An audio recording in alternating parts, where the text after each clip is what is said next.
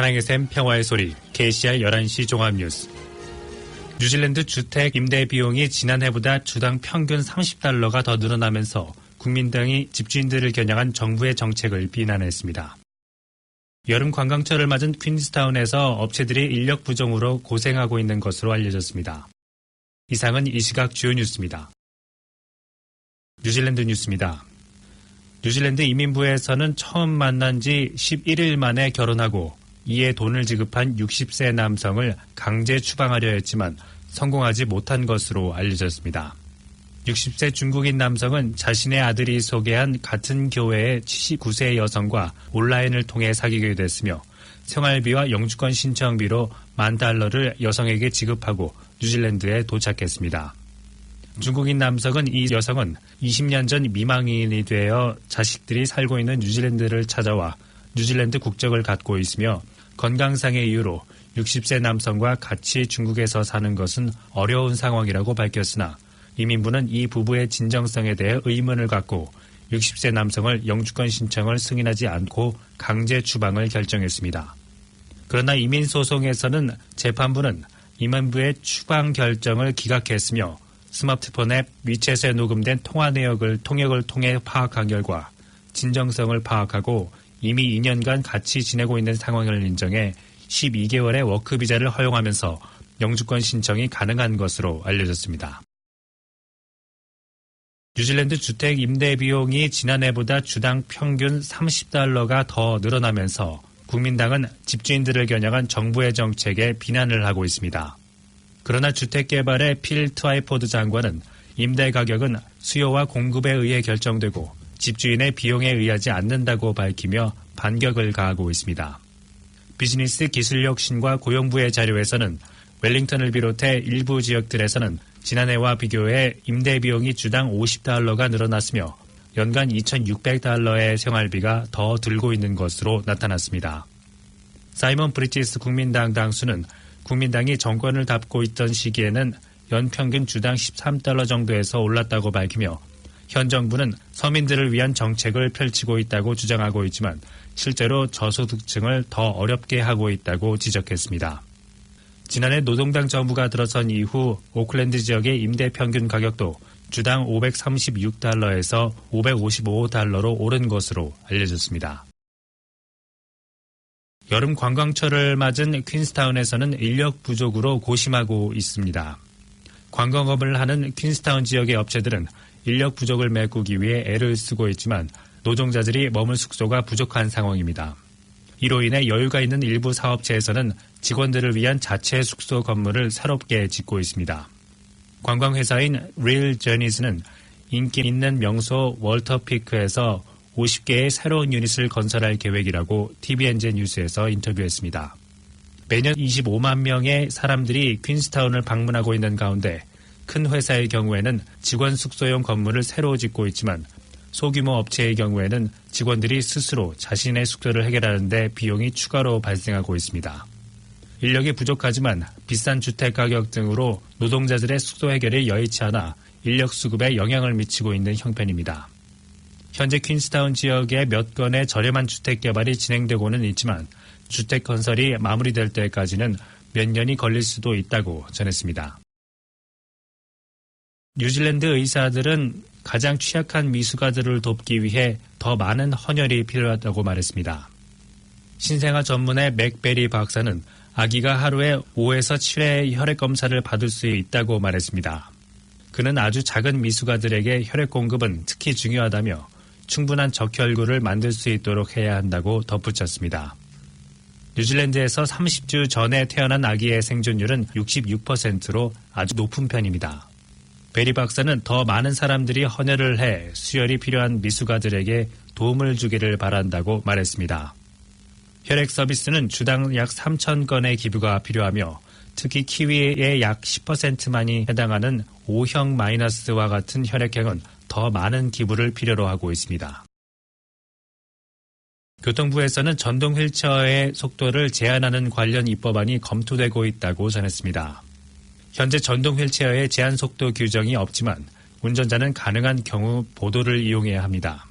외국에서 수입되는 시속 40km 이상의 속도를 낼 수 있는 전동 휠체어가 급증함에 따라 교통부 장관은 안전 문제에 대한 지적을 인정했습니다.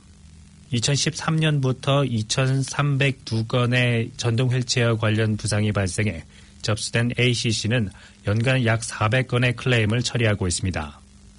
전동 휠체어의 가장 큰 부상 원인은 1,000건 이상이 개인의 균형을 잃으며 총대를 하지 못해 발생한 것으로 나타났습니다. 부상의 정도는 염좌와 타박상 등이 가장 흔했습니다. 대다수의 전동 휠체어 부상은 오클랜드에서 발생했고 지난 2014년 55건이었던 사고가 올해는 88건으로 꾸준히 증가하고 있습니다. 뉴질랜드가 태평양 지역에서의 세계 양대 경제 대국과 강대국 사이에서 경쟁에서 중립적인 위치를 유지하는 양상으로 나타났습니다. 파푸아 뉴기니에서 열리고 있는 아펙 정상회담에서 중국과 미국이 정면 대결의 모습을 보이면서 경제 지원을 바탕으로 태평양 지역에서의 우위적 위치를 차지하려는 정책들을 모색하고 있습니다. 이에 대해 자신다하던 총리는 태평양 국가들은 자신들의 의지로 선택할 수 있다고 힘주어 말하며 뉴질랜드는 태평양 국가들과 특별한 관계를 계속해서 유지할 것으로 밝혔습니다.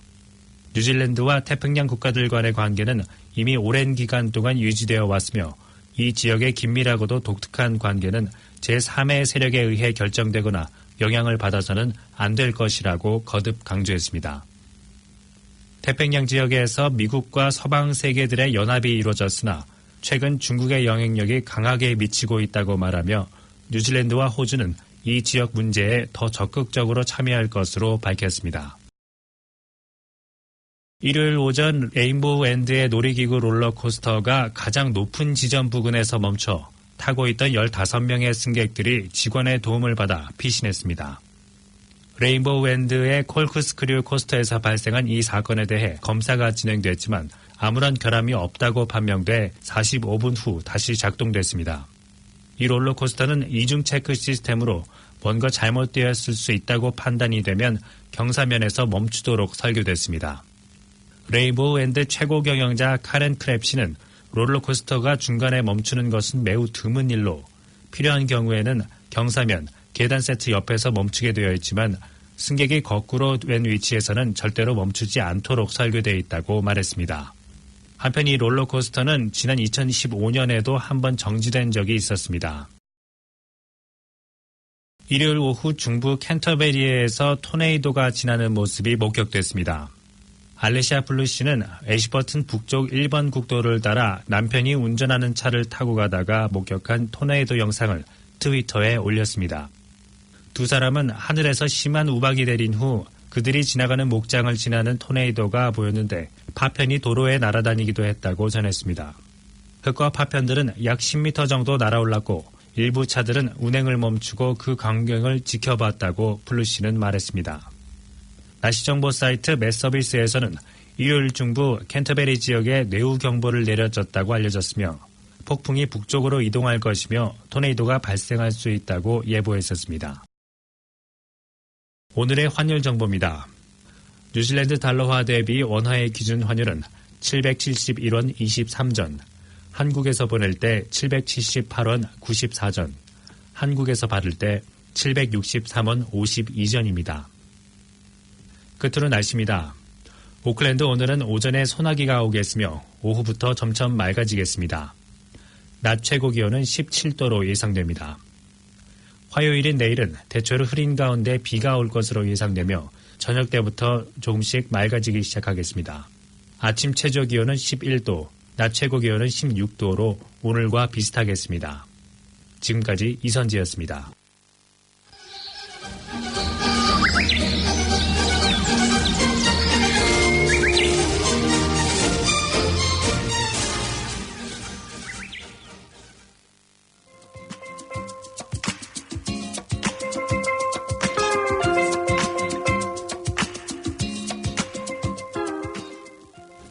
KCR 게시판입니다.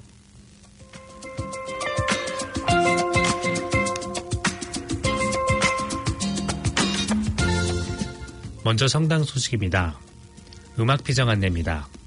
오는 12월 9일 일요일 대림 2주일 교중 미사 후 오후 1시부터 음악 비정이 있습니다.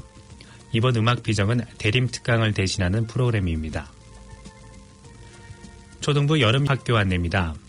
보신이 참 좋았다라는 주제로 12월 15일 토요일 오전 9시부터 초등부 여름 신앙학교를 실시합니다.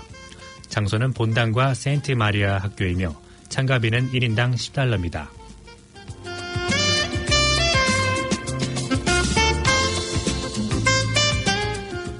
2019년 한인 가이드북 안내입니다. 오클랜드 한인회에서는 2019년 한인 가이드북을 제작해 무료 배포하고자 합니다.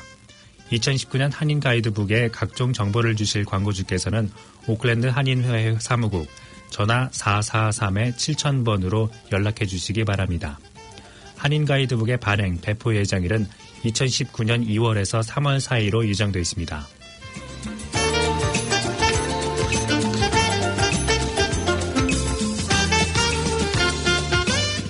지금까지 캐시아 게시판이었습니다.